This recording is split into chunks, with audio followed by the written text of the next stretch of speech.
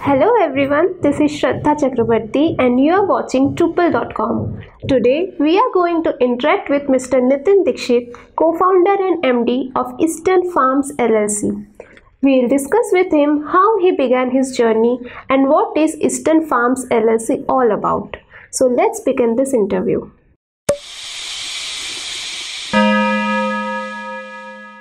Yes. So, would you like to tell us something about it, like what it is that it does? So it's a small introduction of Eastern Farm LLC. Eastern Farm is working as an import-export company of food products, regular food products from 12 countries and more than 150 exporter. We are importing and exporting the goods. Okay, sir,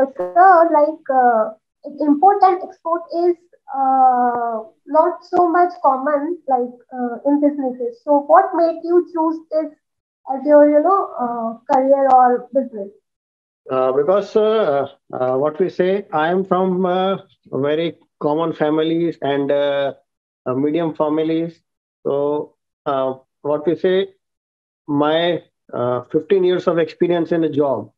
So where every person working for the basics. So I am targeting the basic products where never been be restricted in a business every month. So I am focusing on 12-month products.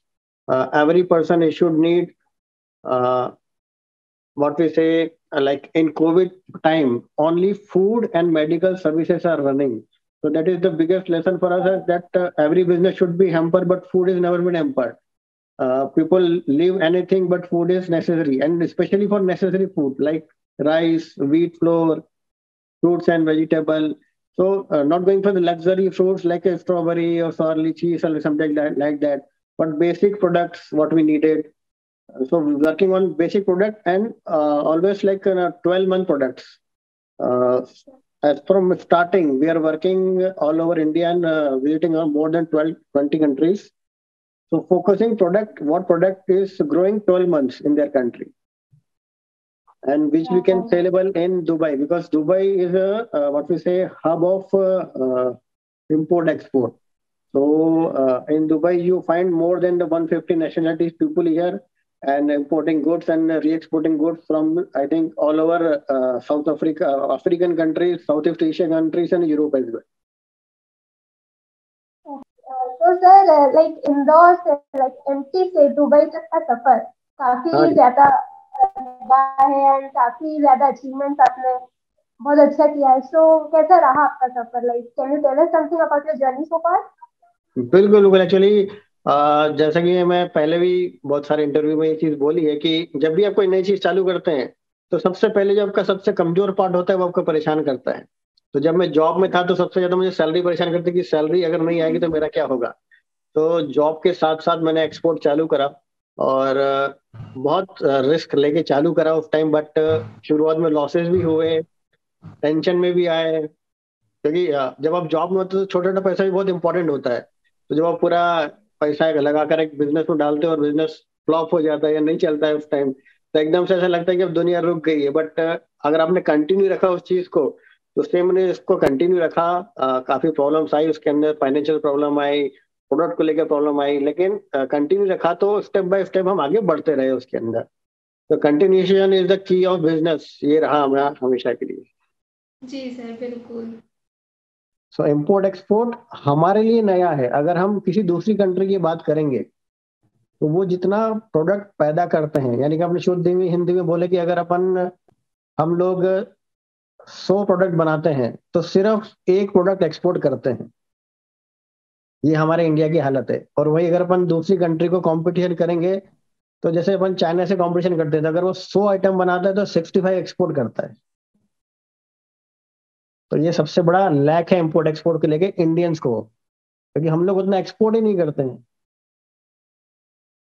और उसका basic reason है कि हम लोग quality उगाते ही नहीं हैं। अगर मैं आज किसी किसान की बात करूं तो अगर वो एज पर रेशियो अपन 100% बोलते हैं, 100% अगर वो उगा रहा है तो उसमें से सिर्फ 40% ऐसा प्रोडक्ट है जो एक्सपोर्ट किया जा सकता है, बाकी 60% तो ऐसा प्रोडक्ट ही नहीं कि वो एक्सपोर्ट कर पाए क्योंकि वो रिजेक्ट हो जाएगा। तो हम लोग ग्रो ही नहीं कर पा रहे, यानी हमारी वो चीज रिदम नहीं बन पा रही कि हम 100% ऐसा ग्रो करें जो एक्सपोर्ट हो पाए। अगर हम 100% ऐसा करेंगे तो कम से कम उसका आधा एक्सपोर्ट तो कर पाएंगे। आज तो ये हो रहा है कि अपन 100% उगा रहे हैं तो उसका 40% 60% तो रिजेक्टेड है, जो कि एक्सपोर्ट ही नहीं होगा। अब 40% जो है वो उसमें एक्सपोर्ट करने वाले सिर्फ 1% लोग हैं। तो हम कैसे आगे बढ़ पाएंगे उसके लिए? तो ये बहुत टफ टास्क है, लेकिन बहुत इंपॉर्टेंट टास्क है। इंडियन जीडीपी यानी किसी भी कंट्री की जीडीपी अगर अपन देखेंगे तो 25% एक्सपोर्ट पे डिपेंड होती है, और जो कि हमारे यहाँ सिर्फ 1.5% ही है। तो उसको हमें हर घर तक पहुंचाना है। राइट। और हर घर इसलिए क्योंकि देखिए कोई एक आदमी नहीं कर पाएगा। जैसे आज आप जी सोचते हैं ना कि आपको मैं बोलूं कि आप भी जी एक्सपोर्ट ज्वाइन करें, तो आप भी सबसे पहले सोचेंगे कि यार इसमें पैसा भी लगेगा, प्रोडक्ट मैं क्या करूंगी, कहाँ से लेना पड़ेगा। तो ईस्टर्न फार्म ने एक पूरा सेफ प्लेटफॉर्म बनाया, क्योंकि मैं भी आपकी तरह जॉब में था पहले। तो राइट। कैसे एक जॉब वाला आदमी जो इसमें आ सकता है और कैसे इसको ज्वाइन करके बिजनेस के साथ यानी जॉब के साथ साथ अपना बिजनेस कर सकता है। क्योंकि जो मैंने प्रॉब्लम फेस करी उस टाइम, मुझे तो जॉब से झूठ बोल बोल के छुट्टियां लेनी पड़ती थी, तब जाके मैं विजिट कर पाता था। सही है। है ना, क्योंकि अपनी तो ड्यूटी पूरी हाँ, 10 घंटे की ड्यूटी हम्म, निभानी निभानी है, फिर घर को भी देखना ही है, तो टाइम नहीं मिल हम्म, पाता था। तो एक हमने पूरा सेफ प्लेटफॉर्म बनाया है कि आज अगर आप एक्सपोर्ट करना चाहते हैं तो आप जोड़ सकते हैं हमसे, क्योंकि हम आपको बताएंगे कौन सा प्रोडक्ट करना है। क्योंकि हम सिलेक्टेड प्रोडक्ट में काम करते हैं और 12 महीने वाले प्रोडक्ट पे काम करते हैं। आज आप जिस कुर्सी पे बैठे हो उस कुर्सी पे बैठे बैठे आप एक्सपोर्ट चालू कर सकते हो। आपको आपकी कंपनी खुलवा दी जाएगी। आपको कौन सा प्रोडक्ट लेना है, कहाँ से, वो सप्लायर हम दे देंगे आपको। आ, आपका शिपिंग हम प्रोवाइड करा देंगे कि इस शिपिंग के द्वारा आपका माल हमारे पास आएगा। और बिजनेस का जो एंड होता है कि आपका बायर कौन है, तो बायर हम है राइट। आपके। तो बायर ही आपके पूरी सपोर्ट कर रहा है कि ये प्रोडक्ट लेना है, यहाँ से लेना है, क्वालिटी का कोई प्रॉब्लम नहीं है, क्वालिटी रिजेक्शन होता है तो हमारी गारंटी है। तो एक पूरा सपोर्ट हम प्रोवाइड करा रहे हैं हर एक इंडियन को जो भी एक्सपोर्ट में आना चाहता है। थोड़ी सी अगर वो हिम्मत करेगा तो काफी अच्छा प्लेटफॉर्म उसे मिल जाएगा।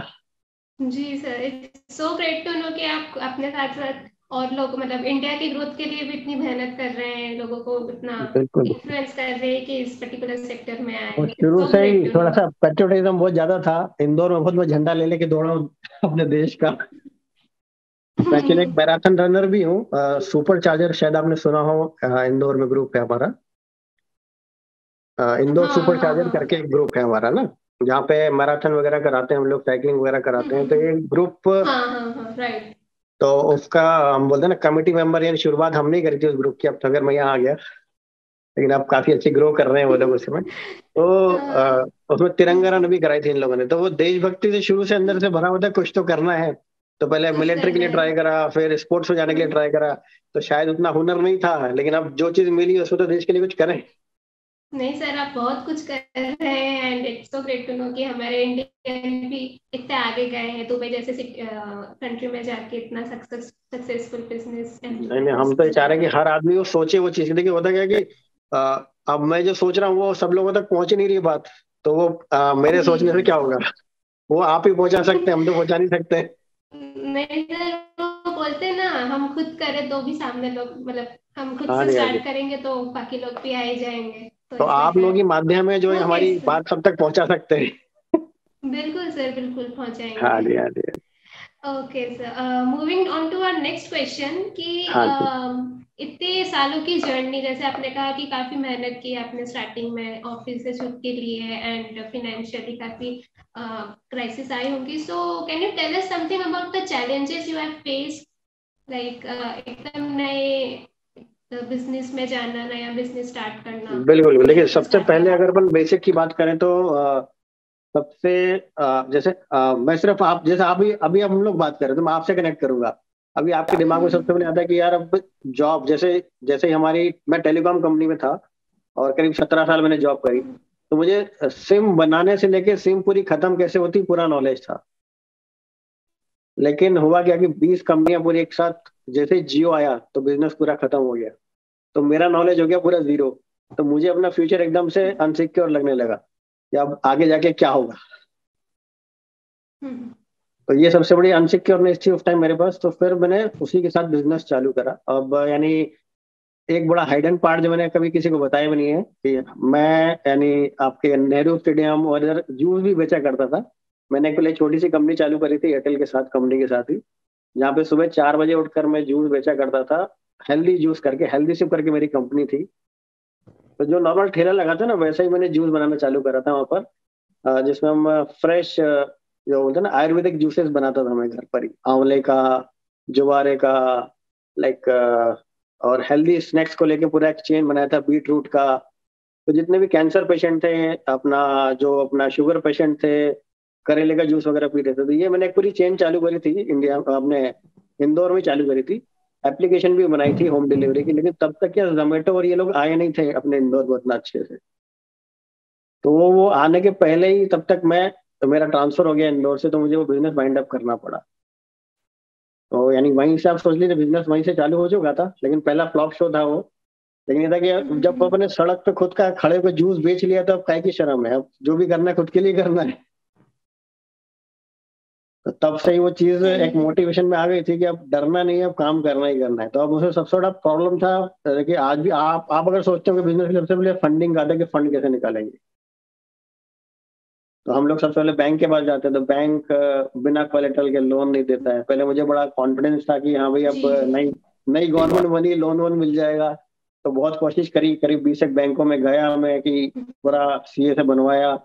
गवर्नमेंट द्वारा अप्रूव था पूरा प्लान, बट किसी भी फाइनेंशियल उसने बैंक ने सपोर्ट नहीं करा उस चीज में। तो फिर मुझे पर्सनल लोन और क्रेडिट कार्ड से ही पैसा उठा के बिजनेस में डालना पड़ा, जो कि वैसे बहुत गलत प्रैक्टिस है, किसी को मैं सजेस्ट नहीं करूंगा। तो उसी से फिर पहला जो मैंने पर्सनल लोन लिया, उसके बेस पे मैंने पहला कंटेनर शिपमेंट करा वहां से। नासिक से पहला हमने ओनियन कंटेनर सेल आउट करा था दुबई के लिए। फिर उसी को धीरे धीरे आगे बढ़ाते रहे, बड़ी मुश्किल से हमने करीब 6-7 कंटेनर करे। और फिर इंडिया ने प्याज बैन कर दिया। तो एक प्रोडक्ट जो हमने पकड़ा था ओ वो माय। इंडिया ने बैन कर दिया।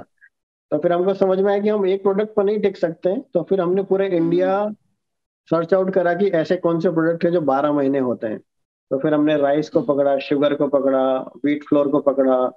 तो ऐसे प्रोडक्ट पकड़े जो 12 महीने होते हैं। कोकोनट हो गया, पोमोग्रेनेट हो गया, ऐसे प्रोडक्ट है जो 12 महीने इंडिया में होते हैं, 12 महीने दुबई में बिकते हैं और ऑल ओवर वर्ल्ड भी जाते हैं। तो पूरी सब जगह पैसे तो उतने थे नहीं, छुट्टियां भी नहीं मिलती थी। तो फ्राइडे को ही हाफ डे लेके मैं भाग जाता था, ताकि 3 दिन पूरा जहां जहां जा सकते हैं उस जगह जाकर घूम फिर कर आए, क्या प्रोडक्ट होता है, क्या नहीं होता है, कैसा हो सकता है। तो हर फ्राइडे मेरा यही रूटीन रहता था कि फ्राइडे में भाग जाता था और मंडे मंडे सुबह आता था। फिर तो आके जॉब, ऑफिस ज्वाइन करते हुए। हाँ जी हाँ जी, तो बॉस पूछता था तो फ्रेश क्यों नहीं लग रहा है। मैंने फ्रेश कहाँ से लगूंगा, क्योंकि वो पूरा पूरे जो 48 घंटे थे तो पूरा सफर में ही निकलते थे, कार ड्राइव करना, इधर जाना है उधर जाना है, सब जगह जाकर। तो वो एवरी वीकेंड को मैंने अपने जॉब के साथ उसी को यूज करा कि जो मेरे पास जो 3 दिन है, फ्राइडे सैटरडे संडे, उसी को यूज करके मैंने इन सबको बिजनेस को डेवलप करा धीरे धीरे। वाह। अच्छा। ओके सर, सो मतलब सर ये एक कह सकते हैं कि आपको काफी रिसर्च करनी पड़ी कि कौन सा प्रोडक्ट सही है, कौन सा प्रोडक्ट में कितना टाइम लगता है ग्रो होने में। बिल्कुल बिल्कुल पूरा बिल्कुल। बहुत ज्यादा रिसर्च वर्क है इसका मतलब। तो रिसर्च देखिए, वही जैसे मैं बोल रहा हूँ कि अभी मैं आपसे कनेक्ट कर पा रहा हूँ कि आप जैसे भी जॉब में है, तो कैसे एक जॉब वाला बंदा बिजनेस कर पाएगा।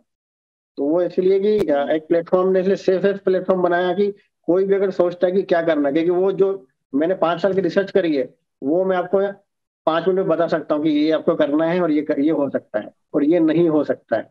जैसे कि अपन ने बहुत बार सुना होगा आपने तो कि बल्ब बनाने वाले जो अपने थॉमस अल्वा एडिसन थे, उन्होंने 1,000 बार बल्ब बनाया था, एडिसन।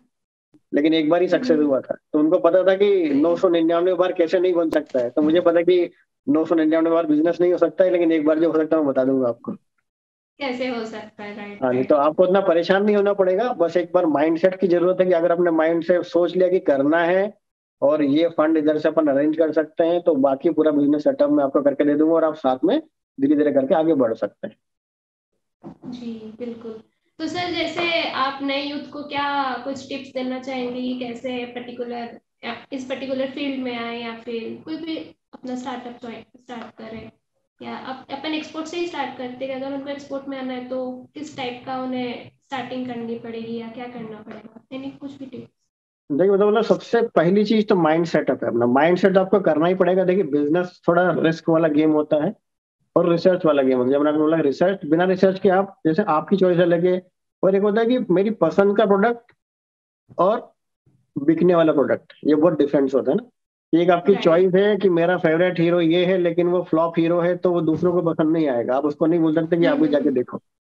तो आपकी चॉइस में और मार्केट की चॉइस में बहुत डिफरेंस होता है।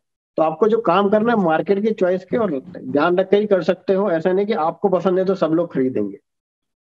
तो जब भी आप कुछ भी प्रोडक्ट लेके कुछ भी चीज रिसर्च कर रहे हो, कोई एंटरप्रेन्योरशिप कर रहे हो, कुछ नई चीज खोल रहे हो, तो उस पर रिसर्च करें, मार्केट रिसर्च जरूर करें कि ये चीज चलेगी नहीं चलेगी, या राइट पर्सन कौन है इसको खरीदने वाला। बिकती सब चीजें हैं, लेकिन हमें राइट पर्सन तक पहुंचना है।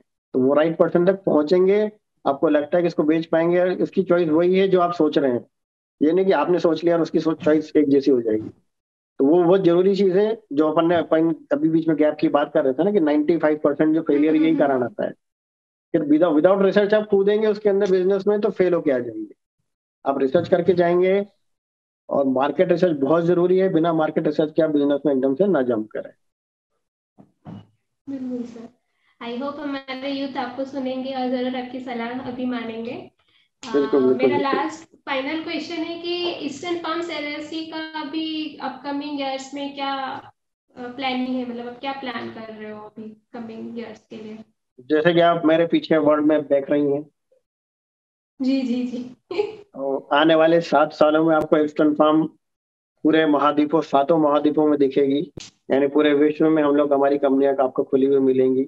आज हम इंडिया में हैं, दुबई में हैं, यूके में हैं।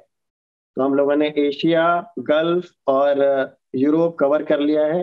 अब हम अमेरिका, नॉर्थ अमेरिका, ऑस्ट्रेलिया की तरफ बढ़ने वाले हैं। तो आपकी शुभकामनाएं रही तो बहुत जल्दी होगा, नहीं तो आने वाले 7 साल में तो टारगेट है ही हमारा। नहीं सर, हम तो चाहते हैं कि आप आगे बढ़े और हमारे इंडिया का नाम काफी रोशन करें। We hope you the best. बिल्कुल, और मैं तो चाहूंगा कि मेरे साथ साथ जितने भी मुझसे जुड़ना चाहते हैं इंडियन, सब जुड़ सकते हैं।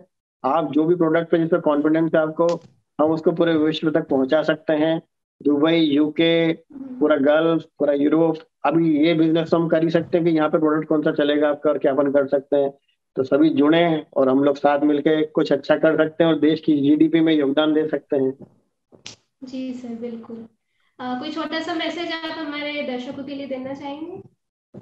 तो दर्शकों को तो मैं ही देखूं, देखिए माइंडसेट बहुत जरूरी है। किसी भी चीज के लिए माइंडसेट बहुत जरूरी है।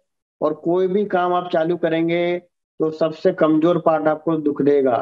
आप भले ही मेंटली हो, कुछ परिवार से जुड़े हुए होते हैं, कुछ पैसे से जुड़े हुए होते हैं, कुछ रिलेशंस को लेके जुड़े हुए होते हैं, कुछ स्टडी को लेके जुड़े होते हैं। देखिए, परेशानी सबको आएगी, लेकिन उसको ओवरलुक तो करना ही पड़ेगा, तभी आप आगे बढ़ पाएंगे।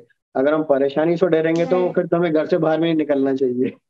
So we talked to Mr. Nitin Dixit, his dreams, his achievements, his journey so far. If you like this interview, don't forget to like, share and subscribe. Thank you.